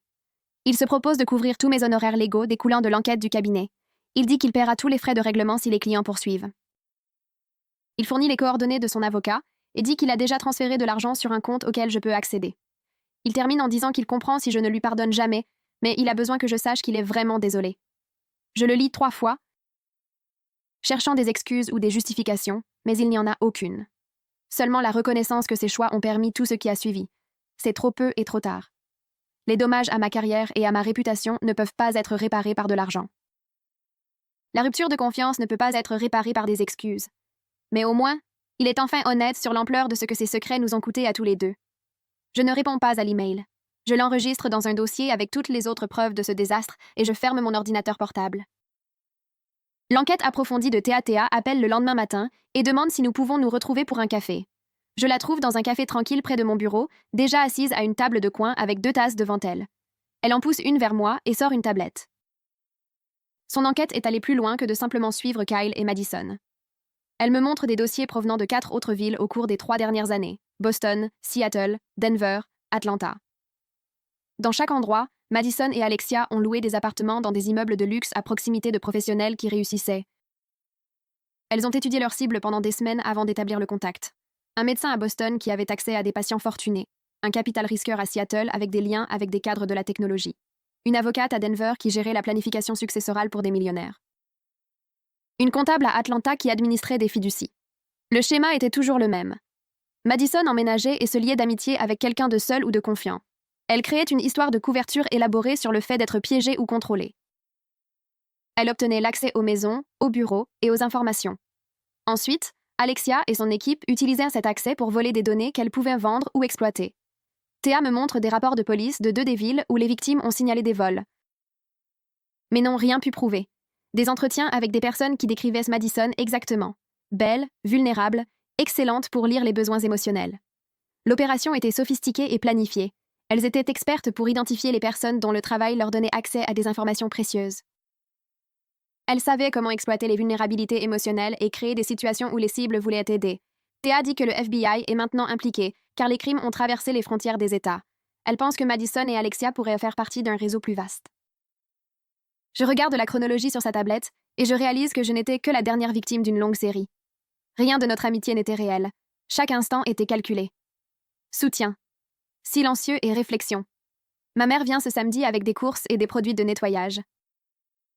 Elle ne demande pas si j'ai besoin d'aide. Elle commence simplement à organiser mon appartement temporaire comme si c'était sa mission. Je m'assois sur le canapé et la regarde ranger la nourriture, redresser les meubles, créer de l'ordre à partir du chaos. Quand elle a fini, elle s'assoit à côté de moi et me prend la main. Nous ne parlons pas pendant longtemps. Je commence simplement à passer en revue à voix haute chaque moment des 6 derniers mois. Comment Madison a apporté du café ce premier matin et a complimenté nos plans de rénovation. Comment elle a posé des questions à Kyle sur la randonnée et a découvert sa passion pour les sentiers. Comment elle a appris à cuisiner ses plats préférés et à utiliser ses vieilles chemises. Comment elle a pleuré pour Victor et s'est rendue impuissante. Chaque signe avant-coureur que j'ai ignoré parce que j'étais si attachée à ma philosophie sur la confiance et l'autonomie. Chaque moment où j'ai choisi de croire que les gens étaient fondamentalement bons au lieu de me protéger. Ma mère n'interrompt pas et n'offre pas de conseils. Elle se contente de me tenir la main pendant que je pleure. Quand j'arrête enfin de parler, elle se lève et prépare du thé. Nous nous asseyons ensemble pour le boire en silence, tandis que la lumière du soir s'estompe. Elle ne dit toujours pas qu'elle avait raison d'engager l'enquêteur ou que j'aurais dû l'écouter. Elle n'en a pas besoin. Sa présence dit tout ce qui doit être dit. Parfois, l'amour signifie s'ingérer même lorsque vous en voulez. Parfois, la protection est plus importante que de respecter la philosophie de quelqu'un. Contrôle des dommages et thérapie. Le détective appelle le lundi matin avec de bonnes nouvelles inattendues.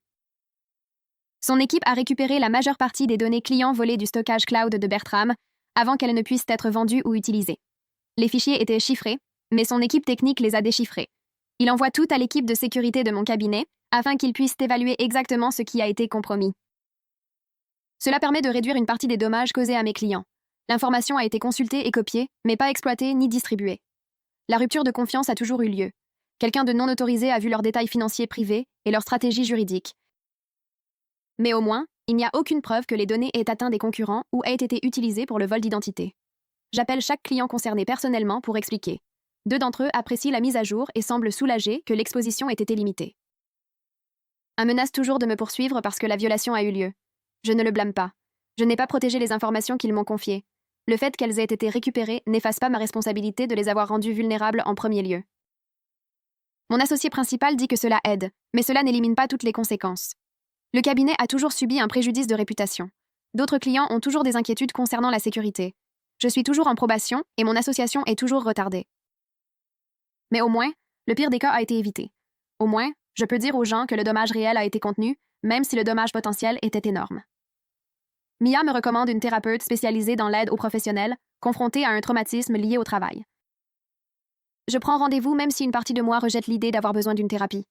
Le bureau de la thérapeute est petit et confortable, avec un éclairage tamisé et des plantes partout. Elle me demande de décrire ce qui s'est passé, et je raconte toute l'histoire. Quand j'ai fini, elle me demande quelle a été, selon moi, ma plus grande erreur. Je dis que c'est d'avoir fait confiance à Madison et de l'avoir laissé entrer chez nous. La thérapeute secoue doucement la tête. Elle dit « Votre erreur n'était pas la confiance elle-même, mais votre refus de vérifier ou d'établir des limites parce que vous étiez trop attaché à un principe philosophique. Avoir des croyances sur l'autonomie et la confiance est bien, mais les appliquer rigidement sans s'ajuster à la complexité du monde réel est dangereux. » Elle me demande si je laisserai un étranger surveiller mon ordinateur portable pendant que je vais aux toilettes dans un café. Je dis non. Elle demande pourquoi pas. Je dis que c'est parce que je ne le connais pas et qu'il pourrait le voler. Elle acquiesce. Donc, vous croyez à la prudence appropriée basée sur la façon dont vous connaissez quelqu'un et ce qui est en jeu. Vous n'avez simplement pas appliqué cette même logique à Madison parce que vous testiez Kyle et que vous étiez distraite par le drame plus vaste. La thérapeute m'aide à comprendre que la confiance mature signifie la vérification en plus de la foi. Cela signifie protéger les choses de valeur tout en restant ouvert à la connexion. Cela signifie que ma philosophie doit être mise à jour en fonction de l'expérience au lieu de rester rigide, parce que je l'ai décidé une fois. Nous programmons des séances hebdomadaires pour travailler sur le reste. La condamnation et la fin Madison acceptent un plaidoyer de culpabilité 6 semaines après son arrestation. 5 ans de prison en échange de sa coopération dans les efforts pour retrouver Alexia et récupérer les actifs des escroqueries précédentes. Le procureur appelle pour me le dire avant que cela ne devienne public. Il dit que Madison a fourni des informations détaillées sur leur opération, comment elle choisissait les cibles, quelles informations elle recherchait, où elle vendait les données qu'elle volait. Elle a donné des emplacements où Alexia pourrait se cacher et des noms d'autres personnes de leur réseau. La coopération aidera à monter des dossiers contre de plus grands acteurs. Mais Alexia est toujours portée disparue. Elle s'est volatilisée la nuit de l'effraction et n'a utilisé aucune carte de crédit connue, ni contacté d'associés connus. Le FBI pense qu'elle a quitté le pays en utilisant un faux passeport. Elle pourrait être en Europe ou en Amérique du Sud à ce stade. Je ressens de la satisfaction que Madison fera face à de réelles conséquences pour ce qu'elle a fait. 5 ans, c'est une durée significative. Elle aura presque 30 ans à sa sortie, mais je suis en colère qu'Alexia reste libre. Elle était la cerveau qui a tout planifié. Elle a envoyé Bertram chez nous. Elle a orchestré toute l'opération pendant que Madison jouait à la victime. La justice me semble incomplète lorsque la personne la plus responsable boit du vin quelque part hors de portée pendant que sa femme est assise dans une cellule. Négocier le divorce. Kyle m'envoie un SMS pour me demander si nous pouvons nous rencontrer pour discuter de notre mariage. J'accepte de prendre un café dans un endroit neutre en ville. Il a l'air terrible quand il arrive. Non rasé, plus mince, des cernes. Il commande une boisson et s'assoit en face de moi comme si nous étions des étrangers négociant une affaire difficile. Il demande si j'envisagerais une thérapie de couple. Il dit qu'il a suivi une thérapie pour travailler sur lui-même. Il dit qu'il comprend maintenant à quel point il s'est trompé. Il veut une chance de reconstruire la confiance et de sauver notre mariage. Je lui dis honnêtement que je ne sais pas si je veux le sauver.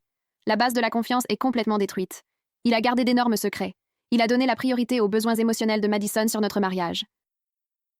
Il a donné accès à notre maison sans en discuter avec moi. Il a facilité tout ce qui a suivi. Kyle dit que rien de physique ne s'est passé entre eux. Je lui dis que ce n'est pas la question.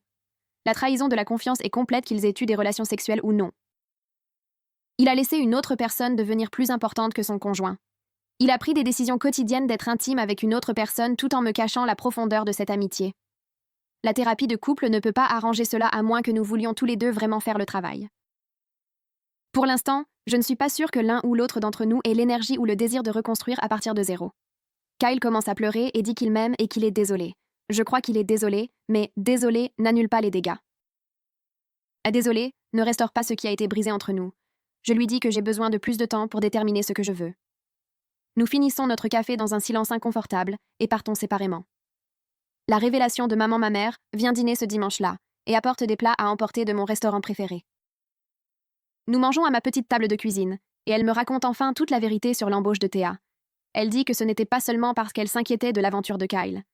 Elle a reconnu les schémas de comportement de Madison à cause de quelque chose qui s'est passé il y a des années. Une de ses amies proches a été ciblée par une escroquerie similaire dans une autre ville. Une belle femme a emménagé dans leur immeuble, s'est liée d'amitié avec le mari de l'amie, a obtenu l'accès à leur maison. Le prétendu partenaire violent de la femme était en réalité sa femme et partenaire criminel. Elles ont volé des informations financières et ont tenté de les utiliser pour un vol d'identité avant d'être attrapées. Ma mère a vu le même schéma avec Madison. L'histoire de victimes élaborée, l'intimité rapide, l'accent mis sur quelqu'un ayant accès à des informations précieuses. Elle a engagé Théa immédiatement parce qu'elle savait ce qu'elle voyait. Son ingérence, qui m'a tant irritée à l'époque, m'a littéralement sauvée de conséquences encore pires. Si elle n'avait pas engagé cet enquêteur, Madison et Alexia auraient pu s'en tirer. L'effraction n'aurait jamais pu être découverte. Mes informations clients auraient pu être vendues et utilisées. Les dommages à ma carrière auraient pu être permanents. Je regarde ma mère de l'autre côté de la table et je sens quelque chose changer. Elle n'était pas contrôlante ou méfiante. Elle me protégeait en se basant sur l'expérience et la reconnaissance de schémas que je n'avais pas. Parfois, les gens qui nous aiment voient des dangers que nous sommes trop proches pour remarquer. Parfois, leur ingérence est ce qui nous sauve, même si nous nous y opposons. Je tends la main sur la table et je lui prends la main et je dis « Merci de ne pas m'avoir écouté quand je lui ai dit de ne pas s'en mêler ». Le processus de séparation et le procès d'Alexia. Je rencontre mon avocate la semaine suivante pour commencer les démarches de la séparation légale. Le processus semble mécanique, comme si je gérais le dossier de quelqu'un d'autre plutôt que ma propre vie qui s'écroule. Mon avocate explique la différence entre la séparation légale et le divorce. Comment cela me donne le temps de décider ce que je veux vraiment, sans la finalité de mettre fin complètement au mariage. Je signe les documents initiaux et ne ressens rien d'autre que de la fatigue. Kyle reçoit les papiers à son hôtel 3 jours plus tard et m'appelle en pleurant, suppliant une dernière chance d'arranger les choses. Je lui dis que la séparation n'est pas une punition. C'est une protection. J'ai besoin d'espace pour penser sans lui dans ma maison. Sans que sa présence n'obnubile mon jugement sur la question de savoir si ce mariage peut être sauvé ou doit prendre fin. Il demande s'il y a de l'espoir pour nous, et je lui dis honnêtement que je ne sais toujours pas. Les déménageurs viennent le week-end suivant pour emballer les affaires de Kyle. Je reste chez ma mère parce que je ne peux pas le regarder emballer 8 ans de notre vie ensemble. Quand je rentre ce soir-là, la moitié des placards sont vides, son bureau est dégagé et le penthouse semble creux. Je change toutes les serrures cette nuit-là, reprogramme le système de sécurité avec de nouveaux codes et mets à jour la liste d'accès de l'immeuble pour supprimer les privilèges d'entrée de Kyle. L'administration de l'immeuble convoque une réunion d'urgence des résidents 2 semaines plus tard pour aborder ce qui s'est passé. La gestionnaire immobilière explique que la vérification des antécédents de Madison a été falsifiée et qu'ils mettent en place de nouveaux protocoles de sécurité. Plusieurs voisins s'approchent de moi après, me remerciant maladroitement d'avoir exposé l'opération. Mais je perçois également les murmures d'autres résidents qui me blâment clairement d'avoir apporté le danger dans l'immeuble. Je me plonge dans le travail avec une concentration désespérée, prenant 3 dossiers pro bono que personne d'autre ne veut gérer. Je travaille 12 heures par jour. Mia devient ma plus proche alliée. 3 mois après l'effraction, mon téléphone sonne avec le numéro du détective. Il me dit qu'Alexia a été arrêtée hier, alors qu'elle tentait de passer au Canada en utilisant de faux documents à un poste de contrôle frontalier dans le Montana. Le FBI a découvert des preuves liant Alexia à des escroqueries similaires dans 7 villes au cours des 4 dernières années. Le bureau du procureur me contacte 6 semaines plus tard pour me demander de témoigner au procès d'Alexia. J'accepte immédiatement. Le procès est prévu pour fin septembre. Au procès, Alexia est assise à la table de la défense, l'air complètement imperturbable. Le procureur me guide à travers mon témoignage sur la façon dont Madison a obtenu l'accès et les conséquences pour ma carrière et mon mariage. L'avocat d'Alexia essaie de suggérer que j'ai été négligente, mais je reconnais mes erreurs sans m'excuser tout en précisant qu'Alexia a orchestré une conspiration criminelle. Alexia ne montre aucun remords. Sa stratégie de défense est de blâmer entièrement Madison. Mais l'accusation détruit ce récit avec des preuves de l'implication directe d'Alexia dans la planification et la gestion des données volées. Le jury délibère pendant 6 heures avant de rendre des verdicts de culpabilité sur tous les chefs d'accusation. La sentence arrive 3 semaines plus tard. Alexia reçoit 12 ans dans une prison fédérale. Madison reçoit 8 ans. Il leur est ordonné de payer des restitutions à toutes les victimes. Le divorce finalisé. Kyle m'envoie un SMS 2 jours après la sentence, me demandant si nous pouvons nous rencontrer pour dîner et discuter des termes du divorce et du partage des biens. J'accepte de le retrouver dans un restaurant neutre. Il a l'air plus mince et fatigué. Il me demande comment je vais et je lui donne la version abrégée. Nous parlons du partage des biens comme des étrangers négociant une transaction commerciale. Kyle admet qu'il a suivi une thérapie 2 fois par semaine, travaillant à comprendre pourquoi il a été si sensible à la manipulation de Madison. Il dit qu'il s'est tellement concentré à sauver Madison de sa fausse situation qu'il a complètement négligé ses responsabilités réelles envers moi dans notre mariage. Il parle de son besoin de se sentir comme un héros. C'est une croissance. Mais en l'écoutant, je ressens une reconnaissance fatiguée que comprendre pourquoi quelque chose s'est cassé ne répare pas les dégâts. Il demande s'il y a une chance que nous puissions réessayer. Je lui dis honnêtement que je ne le pense pas. Qu'il y a eu trop de confiance détruite. Nous convenons d'un divorce non contesté avec un partage équitable des biens avant l'arrivée du dessert. Nous décidons de vendre le penthouse et de partager les bénéfices à parts égales. Le jugement de divorce arrive par la poste un mardi après-midi et je le signe sans pleurer. Reconstruction professionnelle. Les associés principaux m'appellent dans la salle de conférence, 3 semaines après l'arrivée des papiers du divorce. Je m'attends à une autre série de conséquences professionnelles, mais leurs visages ne sont pas en colère. L'associé gérant fait glisser un dossier sur la table. Mon évaluation des performances pour la période probatoire. Ils reconnaissent que j'ai travaillé plus dur que quiconque ne l'avait prévu et que j'ai rétabli la confiance des clients. Ils me disent qu'ils m'offrent un retour aux dossiers importants à partir du mois prochain, même si l'association est retardée d'au moins 2 ans. J'accepte sans hésitation car je comprends que la confiance, une fois brisée, demande des années pour être reconstruite. Mia est promue associée 2 mois plus tard, et j'assiste à la cérémonie sans jalousie. Et quand elle donne son discours de remerciement, elle mentionne à quel point elle a appris en travaillant avec moi pendant la crise. Comment je lui ai montré ce que signifie l'intégrité professionnelle, même lorsque tout s'écroule. Plusieurs collègues qui m'ont évité pendant des mois commencent à hocher la tête pendant qu'elle parle, et je réalise que sa générosité aide à réparer ma réputation d'une manière que je n'aurais pas pu faire seule.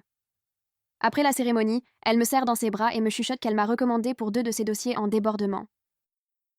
Des clients de grande valeur qui ont spécifiquement demandé quelqu'un ayant de l'expérience dans la gestion de situations personnelles complexes. Le travail recommence à affluer progressivement, non la vague d'affaires que j'avais avant, mais des références constantes de personnes qui respectent la façon dont j'ai géré le désastre avec honnêteté, plutôt qu'avec évasion. Un nouveau départ et une rencontre. 6 mois après l'effraction, je signe le bail d'un appartement plus petit dans un quartier de l'autre côté de la ville. L'immeuble a une meilleure sécurité que le penthouse. Accès par carte-clé à chaque étage. Caméra dans toutes les parties communes, un portier qui vérifie réellement les identités. Ma mère m'aide à déménager et passe un week-end entier à arranger les meubles et à accrocher des rideaux, bavardant sur les schémas de couleurs et la lumière naturelle sans jamais mentionner le nom de Kyle. Elle apporte des plats à emporter pour le dîner, et nous mangeons assises sur des cartons dans le salon. Elle me dit que l'appartement ressemble à un nouveau départ, à un endroit où je peux construire quelque chose de nouveau sans fantômes qui observent depuis chaque coin. Je dors mieux la première nuit là-bas que je n'ai dormi depuis des mois. Il n'y a pas de souvenir des fausses larmes de Madison ou de la trahison de Kyle incrustée dans les murs. Je croise Kyle 3 semaines après dans un café à 2 pâtés de maison du palais de justice. Il attend sa commande quand j'entre, et nous nous figeons tous les deux pendant 1 seconde avant qu'il ne sourie timidement et demande comment je vais. Nous finissons par nous asseoir à une table de coin pendant 20 minutes, ayant la conversation la plus véritablement amicale que nous ayons eue depuis que tout a explosé. Il me dit qu'il fréquente quelqu'un de son groupe de thérapie. Une femme qui a survécu à sa propre manipulation et comprend pourquoi il est tombé dans le piège de Madison. Il a l'air plus léger d'une certaine manière, moins chargé par la culpabilité, et je réalise que je ne ressens rien d'autre qu'une légère curiosité pour son bonheur. Il ne reste plus de colère, plus d'attachement persistant, juste 2 personnes qui étaient mariées qui comparent des notes sur leur vie séparée. Il demande si je sors avec quelqu'un, et je dis « Pas encore, mais peut-être bientôt ». Et il hoche la tête comme s'il comprenait que j'avais besoin de temps pour découvrir qui je suis sans lui ou sans le mariage que nous avons construit. Le réseau qui s'écroule, Thea et Holden deviennent des amis inattendus au cours des mois suivants. Ils m'invitent occasionnellement à dîner pour partager des mises à jour sur d'autres affaires sur lesquelles ils travaillent. Et Thea me dit qu'exposer l'opération de Madison et Alexia a aidé à démanteler un réseau plus vaste d'escroqueries similaires visant des professionnels dans les grandes villes. Le FBI a relié leur stratagème à au moins 12 victimes supplémentaires dans 6 États. Holden me montre des photos de surveillance d'une affaire à Chicago où ils ont attrapé une autre équipe utilisant des tactiques identiques. Et savoir que mon désastre a aidé à protéger d'autres personnes rend tout le cauchemar légèrement moins inutile. Nous trinquons aux petites victoires et ils me disent que je suis plus forte que la plupart des gens avec qui ils ont travaillé, que la majorité des victimes d'escroqueries élaborées ne retrouvent jamais leur position professionnelle, comme je suis en train de reconstruire la mienne. Une collègue d'un autre cabinet me contacte au sujet d'une affaire pro bono, 8 mois après que tout s'est effondré. Une autre avocate a été ciblée par un escroc différent, qui a utilisé une fausse urgence pour obtenir l'accès à ses dossiers clients, et elle fait face à des plaintes d'éthique. Je la rencontre et reconnais la honte dans ses yeux. Je passe 3 heures à la guider à travers tout ce que j'ai appris sur la documentation de la manipulation, la collecte de preuves et la démonstration au conseil d'éthique que des précautions raisonnables ont échoué face à une tromperie sophistiquée. Transformer mon désastre en quelque chose d'utile pour les autres est ressenti comme un progrès significatif, comme trouver un but dans les décombres. La sagesse l'emporte. 1 an après cette nuit où tout s'est écroulé, je suis assise dans mon appartement, examinant des dossiers, et je réalise que je suis sincèrement heureuse. Non pas le bonheur naïf que j'avais auparavant, mais une satisfaction authentique avec la vie que j'ai reconstruite. Mon appartement est plus petit, mais il est à moi. Mon association est retardée, mais ma liste de clients se développe à nouveau. Ma philosophie sur la confiance a évolué d'une absurdité idéaliste à une sagesse réaliste sur la nature humaine, sur l'importance de la vérification en plus de la foi. Je ne suis plus la même personne qui a emménagé dans ce penthouse il y a 18 mois, et j'en suis reconnaissante. Ma mère et moi dînons tous les dimanches maintenant, et notre relation est plus forte que jamais. Elle ne dit jamais « je te l'avais dit » à propos de Kyle ou de Madison. Elle s'assoit simplement en face de moi chaque semaine. Une fois, elle me dit qu'elle est fière de la façon dont j'ai géré tout cela, comment j'ai pris la responsabilité au lieu de chercher des excuses, comment j'ai reconstruit au lieu de fuir. Je recommence à fréquenter des gens, abordant les nouvelles relations avec des limites mises à jour qui équilibrent l'ouverture avec une prudence appropriée. Je crois toujours qu'il faut donner une chance aux gens, mais maintenant je vérifie au lieu de simplement faire confiance. La récompense de l'intégrité. Le cabinet me rétablit officiellement à mon poste à temps plein, 18 mois après l'effraction. L'associé gérant m'appelle dans son bureau et me dit qu'il m'attribue une affaire importante. La représentation d'un cadre de la technologie dans un divorce complexe impliquant des millions d'actifs. Mon premier réflexe est l'anxiété, mais ensuite je réalise que je suis exceptionnellement qualifiée pour cette affaire précisément parce que je comprends les risques et les vulnérabilités. J'accepte l'affaire et consacre la première semaine à mettre en œuvre des protocoles de sécurité qui vont au-delà de la pratique courante. L'affaire va en justice 8 mois plus tard. L'avocat adverse essaie de présenter ma violation de sécurité passée comme une preuve d'incompétence, mais j'y réponds directement dans ma déclaration d'ouverture, expliquant comment survivre à une crise professionnelle m'a appris à protéger les clients mieux que les avocats qui n'ont jamais fait face aux conséquences de leurs erreurs. Le jury est sensible à cette authenticité. Lorsque le verdict revient en notre faveur, mon client me serre dans ses bras dans le couloir du palais de justice et parle de mon travail à 3 de ses partenaires commerciaux avant même que nous ne quittions le bâtiment. Ces références se transforment en 3 affaires importantes au cours des 4 mois suivants. Les associés principaux du cabinet le remarquent. Ils m'appellent à une réunion et rétablissent mon chemin vers l'association à l'échéancier initial, reconnaissant que non seulement j'ai récupéré de la crise, mais que j'ai émergé comme quelqu'un d'exceptionnellement qualifié pour les affaires délicates. 2 ans après cette nuit où le téléphone de Madison a affiché un identifiant d'appel qui a tout démêlé, je suis assise dans mon appartement plus petit, examinant des dossiers, et je ressens quelque chose d'inattendu, un contentement sincère. Mon mariage avec Kyle s'est terminé par un divorce non contesté. Madison et Alexia purgent des peines de prison, et même si cette justice est significative, elle ne définit plus mon histoire. L'avocate que je suis maintenant comprend les vulnérabilités et la nature humaine d'une manière que mon moi plus jeune n'aurait jamais pu. J'ai appris que survivre à la trahison avec intégrité est plus important que de n'avoir jamais été trahi du tout, que la sagesse exige parfois un désastre comme frais de scolarité, et que ma philosophie sur la confiance avait besoin d'une mise à jour de la théorie idéaliste à la pratique réaliste qui vérifie sans cesser de croire en la bonté humaine. Les dossiers d'affaires étalés sur ma table basse représentent des clients qui m'ont choisi spécifiquement pour ce à quoi j'ai survécu et la manière dont je l'ai géré. Et cette validation est plus solide que toute réussite que j'ai obtenue lorsque le succès venait facilement.